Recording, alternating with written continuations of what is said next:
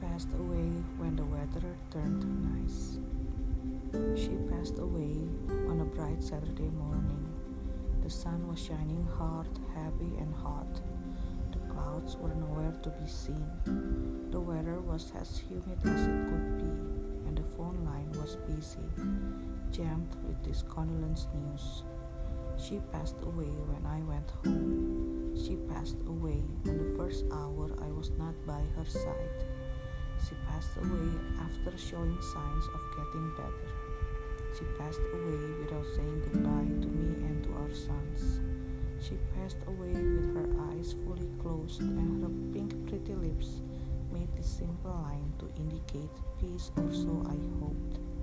She passed away without hearing for the last time how much I loved her, how unbearable life would be without her by my side. She passed away without tasting my last cooking, without feeling the last gentle brush on her forehead as I tucked the strands of her graying hair behind her ears. She passed away without listening to the music I made, the songs I played with my saxophone. She passed away without hearing my last plea of prayer, begging the Almighty to keep her by my side. Weak and crippled, dependent and hopeless, I wouldn't have cared as long as she was there. She passed away without listing the course I should have been doing, the things I must have prepared for our boys, without even telling me where she kept her wedding ring. Her fingers had gone so bony that I was afraid to break them whenever I wanted to hold her hand. I couldn't remember the last time she cooked for us, cared about us, ran errands for our sake, taking care of every little thing women everywhere in the world could remember but men could not. She passed away after giving us false hopes that she could be better.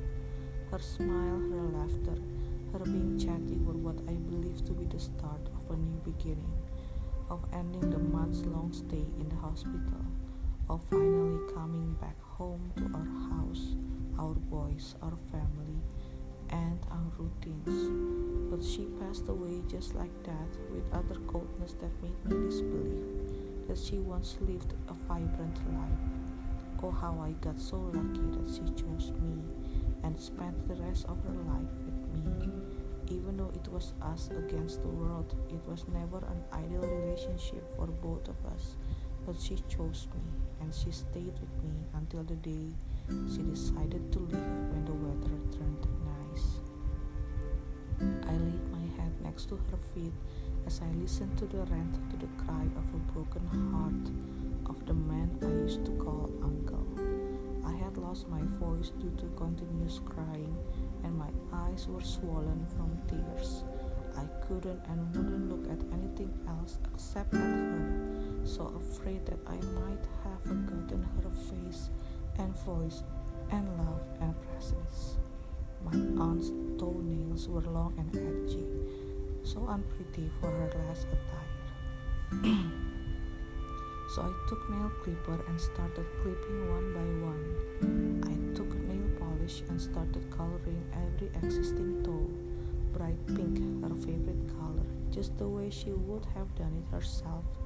And through week after week, ceremony after ceremony, I stayed seated glued to my place next to her thigh, the one which supported me whenever I climbed upon the lap of my favorite aunt. She passed away when the weather turned nice. She passed away when I was not ready to bid her farewell.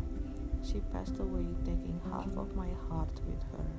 She passed away leaving me grieving, even years after she was engulfed to earth, tormented by regrets for putting off to visit her sick self until she wouldn't wait for me anymore and decided to leave. She passed away and I am still hurting until now. I miss you.